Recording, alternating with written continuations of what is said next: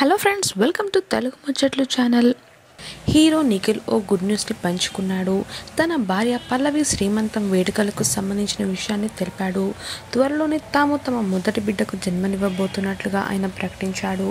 భారతీయ సాంప్రదాయ ప్రకారం శ్రీమంతం వేడుకలు జరుగుతున్నాయని, త్వరలోనే తండ్రిని కాబోతున్నట్టుగా నిఖిల్ చెప్పుకొచ్చాడు.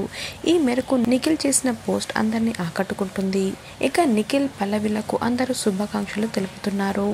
బిగ్ కంగ్రాచులేషన్స్ నిఖిల్ అని Lavanya Tripathi, oh my God congratulations అని ఐశ్వర్య మీనన్ కమెంట్స్ చేశారు. All the best Nick, God bless you అని హీరో తరుణ్ కమెంట్ చేశాడు. ఇక అవికా గోర్ సైతం కంగ్రాట్స్ అని సోషల్ మీడియాలో తెలిపింది.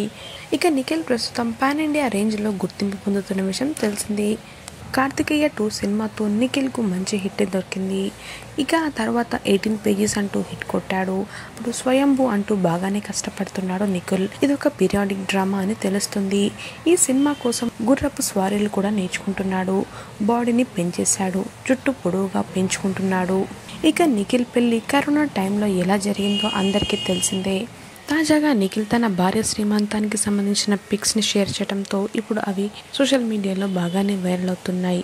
మరి మీరు కూడా వాటిపై ఒక లుక్ వేయండి.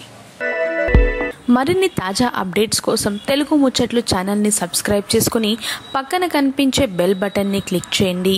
అందులో ఆల్ అనే ఆప్షన్ని సెలెక్ట్ చేసుకోండి. దాంతో మేము అప్డేట్ చేసే ప్రతి లేటెస్ట్ వీడియో మీ మొబైల్లో కనిపిస్తుంది. Thanks for watching.